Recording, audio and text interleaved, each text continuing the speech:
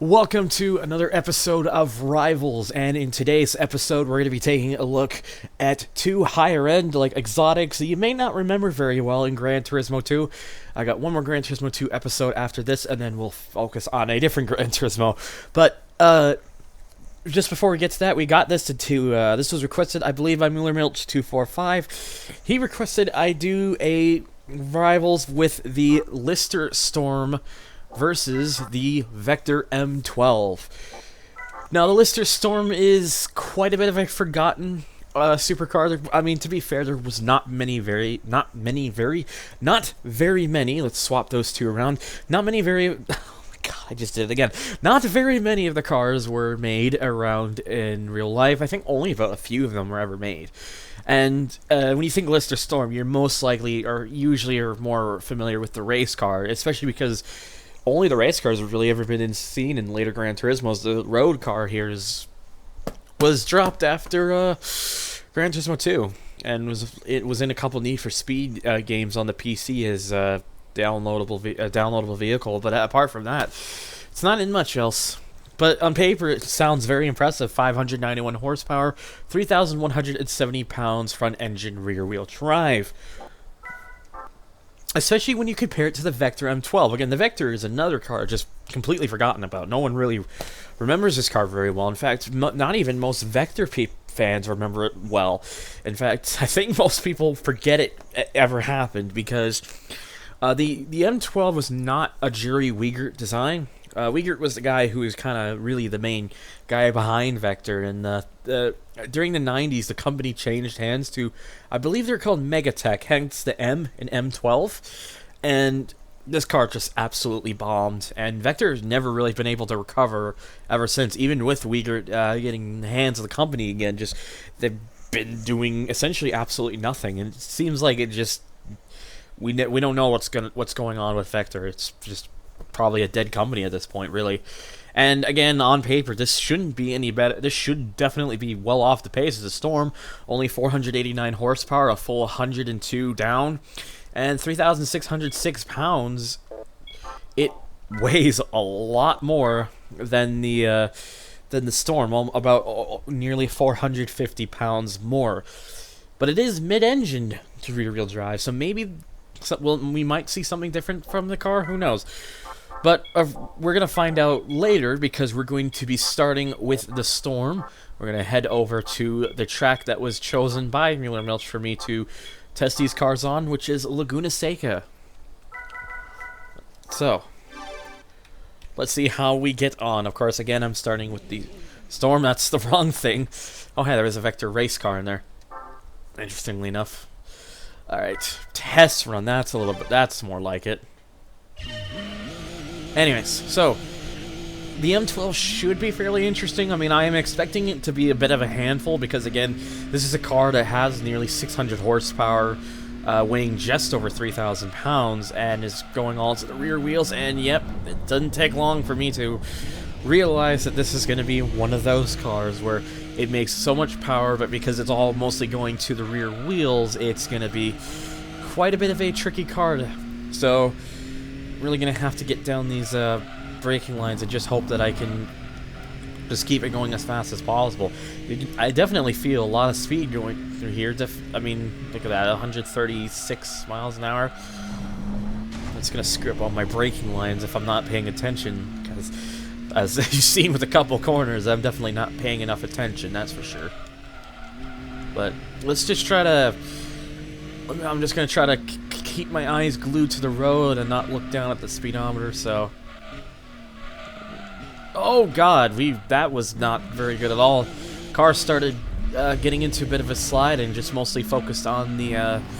on going to the right, because it kind of got a bit of a slide near the end and just...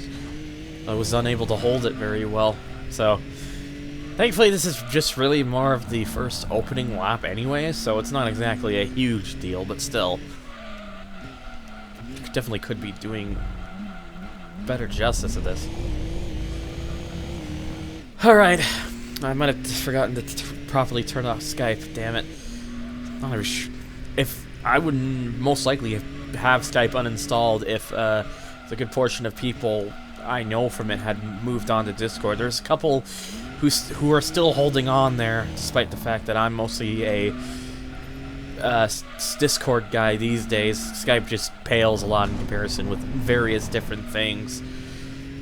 But, you know, nevertheless, I still keep it for those few people who still use it, and although to be fair, most of the people who I do see still use it, never really speak with, so, you know. Oops.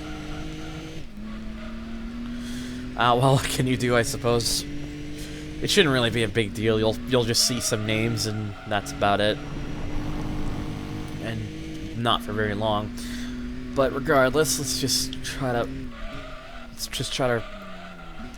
I thought I'd brake fairly early there, and yep, whoa, this thing, low speed corners are not this car is not fond with, because it just has so much wheel spin and it just wants to start getting into a bit of a uncontrollable slide. So yeah, look at that, that was a big power slide through there.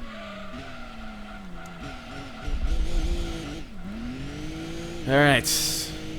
Let's just try to hope we can get a bit of a smoother lap on this attempt here with lap number 3. So that was a 1 minute 26.5. Again, it's going to be the case of 4 laps, just the 1 standing start and then the 3 flying laps. Oh no! The rear end completely kicked out, and that was it. That was all it wrote. So I'm just going to do a bit of a speed up to just, since we know this lap is a bit of a waste. Let's just give it a bit of a speed up so we don't have to wait particularly near as long. You know, it's kind of interesting that I can actually drive this car around this track at this speed of the game. It's kind of amusing. Oh. Well, I thought I did, then that happened. But yeah, this car is definitely a bit unpredictable. When you get it into low speed, it just wants to get its tail out and then just try to not give you all the control you want. Right. Now we got that taken care of. Let's hopefully we can get this lap to go as planned. Gonna take it easy. Alright, there we go. Much better through there. No worries about the car slipping out or nothing. Although that could have been better. The car doesn't... Also, the car doesn't seem to grip much. It could be a bit sharper with the handling, but there's just not there with the storm. So this car would definitely be better with some better tires, to say the least. But yeah, I'm not really doing a great enough job with this right now. Yeah, this lap. It was fine with the first lap, but I'm not really too satisfied with any of the rest of these.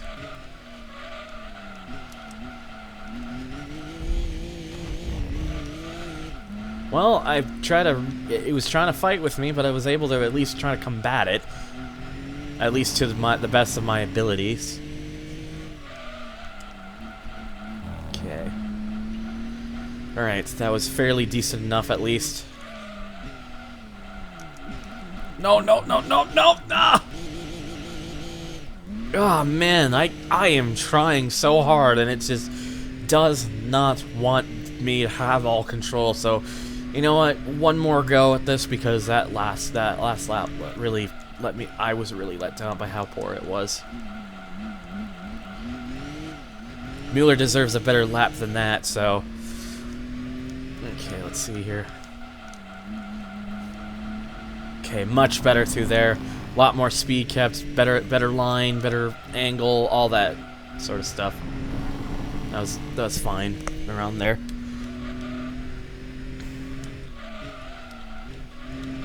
Probably braked a little too early, but honestly, since I went wide the last time, it's fine.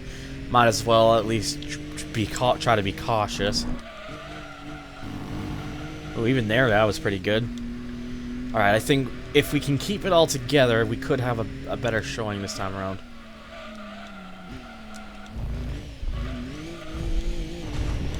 Oh, managed to cut it a bit too much. Managed to bonk the wall there.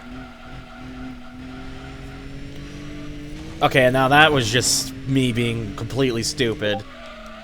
And I even forgot to turn off Discord notifications too. This isn't going very well, this episode. It really isn't. At least was able to combat it, trying to slip out on that final sharp corner. So there we go. We got a 125.539, and you know what? Ugh, that was disaster. I think you can kind of see the problem with this car at least, though.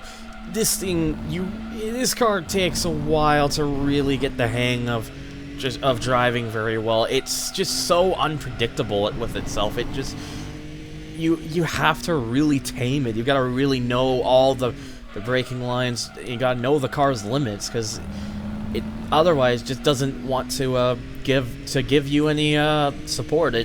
You need to be one in control of the car. The car's not going to do it for you. So this is one of those cars that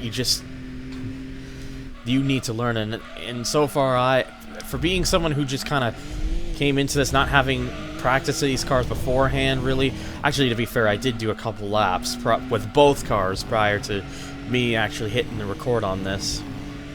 Yeah, you can just see that the Storm is beyond my capabilities of being able to get used to the car. I'd have to be driving this for a lot more laps than I actually have been to really get the hang of it, so I thought I'd at least give it this one last lap to really try to push out just a little more from it, but with only a 125.4, that definitely shows exactly that I'm pretty much reaching my limits with this car, so...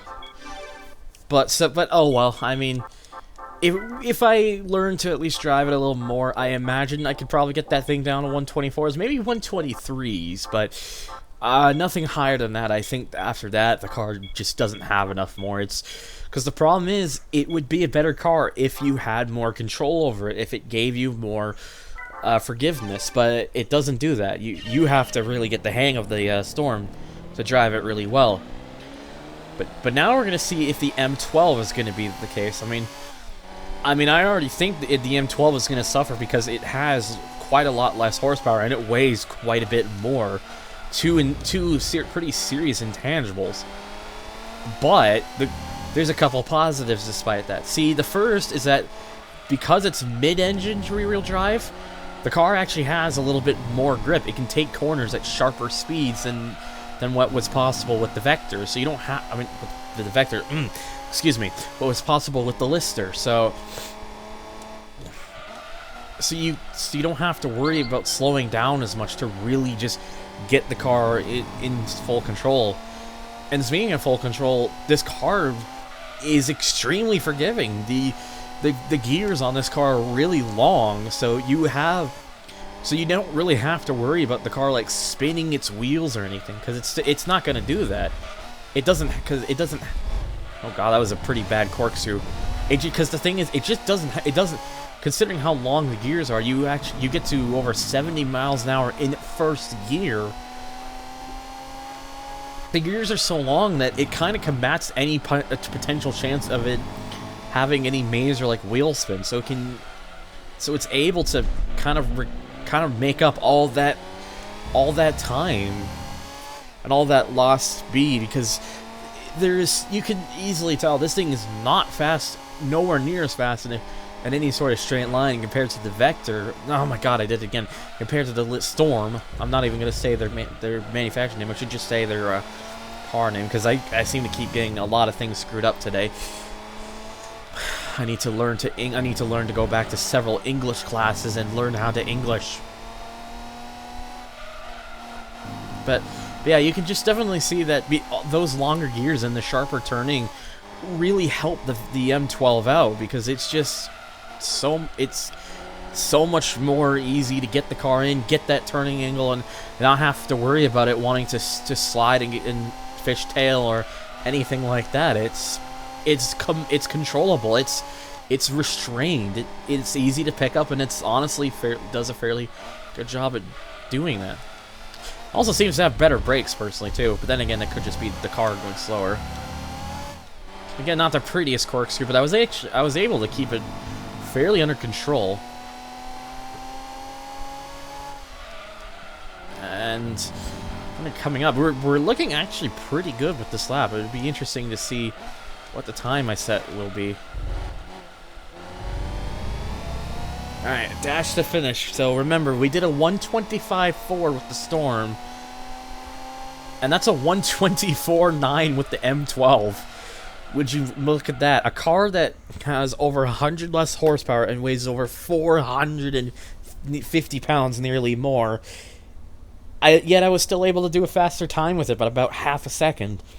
And I think it just comes down to the fact that the M12 is a much easier car to drive. And I generally tend to prefer tenfold how the M12 drives. I mean, in real life, I would easily pick the Storm over the M12 any day of the week. But in this game, if you were to tell me which one would I rather drive, at least in Gran Turismo 2, I choose this, the M12 over the Storm.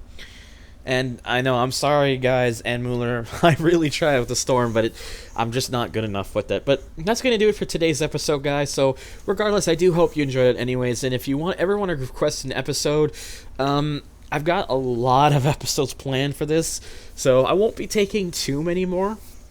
But if you do have at least a couple, I'll probably get to put them in up until I have at least 50 episodes, which I'm thinking I'm like 8 or 9 away from that. So I'll probably take around that, and then I'll have to close that down until I can actually get through all these episodes. But yeah, regardless, stay tuned for the next episode. It'll be the last one with Gran Turismo 2, then we'll move on to another Gran Turismo game, and then, yeah.